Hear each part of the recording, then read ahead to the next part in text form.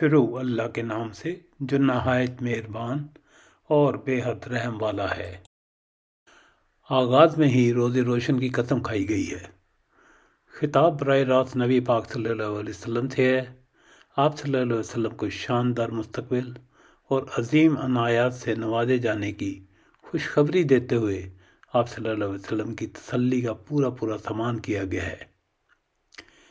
اس صورت میں بتایا گیا ہے کہ زندگی میں انسان کو جن مشکلات کا سامنا کرنا پڑتا ہے یا راہ حق میں جن دشواریوں سے گزرنا پڑتا ہے ان کو اللہ کی ناراضگی نہیں سمجھنا چاہیے، بلکہ یہ ابتلاء اور آزمائش کے لیے ہوتی ہے اور وہ انسان کے لیے حقیقی ترقی کے مدارج طے کرنے کا ذریعہ ہیں۔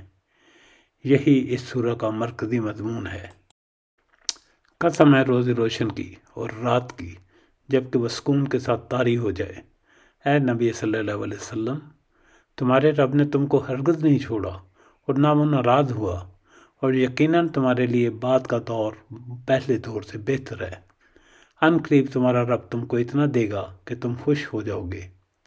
کیا اس نے تم کو یتیم نہیں پایا اور پھر ٹھکانہ فراہم کیا، اور تمہیں ناواقف راہ پایا پھر ہدایت بخشی، تمہیں نادار پایا پھر مالدار کر دیا۔ لہٰذا یتیم پر سختی نہ کرو، سائل کو نہ جھڑکو اور اپنے رب کی نعمت کا اظہار کرو۔